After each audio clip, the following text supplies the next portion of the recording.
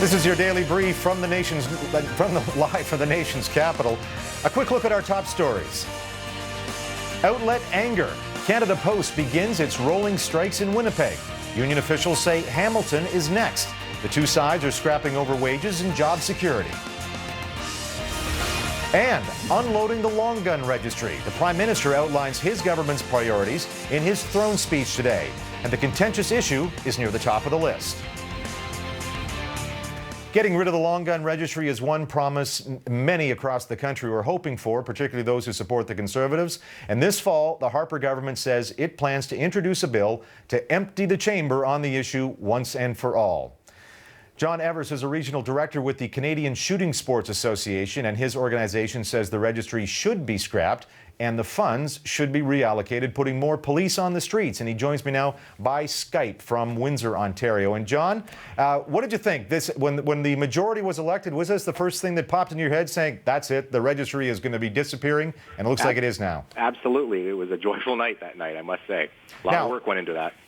You know the debates and you've seen the opponents on this side, and it is not, quote unquote, just the left. It's been folks like the Canadian chiefs of police who say that, you know, this has been helpful, that all the problems that they once had with this billion-dollar boondoggle have largely been fixed up. What do you say to folks, you know, police officers who think this was a good idea? Though, right there. There's police officers, then there's the chiefs of police, which is a political group. They're a lobby group. They're a recognized lobby group, and they're playing politics. They're playing politics with officers' lives, putting them at risk by supporting the registry, and that's an abomination.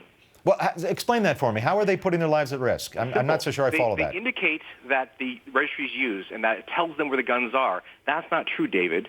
The registry does not tell location of firearms. It tells who has them. Mm-hmm. I can have my guns at your house. A registry check would say they're not there, but they are. Well, let me give you an example back. Let's say you go to a domestic disturbance. An officer goes to a domestic disturbance, looks on the registry and says, this person has 15 guns registered to their names. It doesn't say that. It doesn't say a person has... To their name, but where are they? Right, but let's say that they say, search the house for weapons. If there wasn't a registry, do I stop my search after I found 4 guns? Or because I know that this person's got 15, I'm going to want to make sure I ask the suspect, where are the rest of your guns? Don't you think? And where's the 16th one? They borrowed from me. Well, that's very true, but at least I'm going to have 15 back. I guess that's the question. It only takes one. It takes a knife. It takes a baseball bat. How about we deal with violence in general? Okay. That's where the money should go. Violence programs, suicide prevention works. Systems to train people work.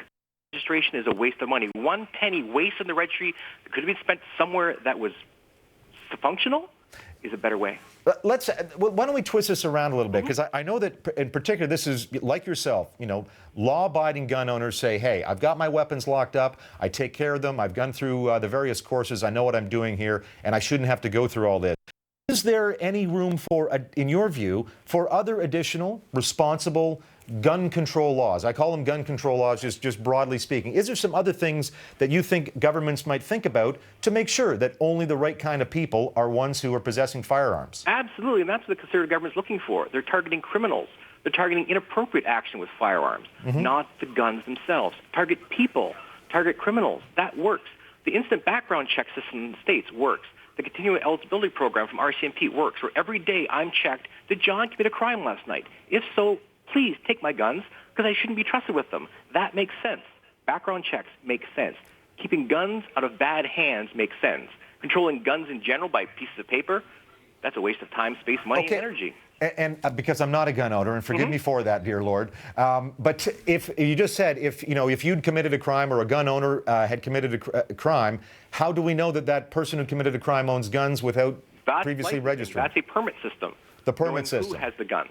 So this is just keeping it out of some, the big database out in New Brunswick or whatever with this big, huge system that once cost $1 billion to set up. That's the wrong approach. Right. Well, the registration and licensing are 2 different programs. Okay. The long gun registry gets rid of the list of guns. The list of gun owners still stays. The training programs still stay. Storage requirements still stay. Background checks, checking every day on who's committed crimes, that stays. That makes sense. That's a good investment. Having a list of actual guns that's flawed, that they only have 50% of the existing guns anyway, it's a waste of money. That's a waste of money. Well, listen, it's that simple. And gun owners want a safe Canada. I've got children. My daughter's in university. Do people think I don't want her safe?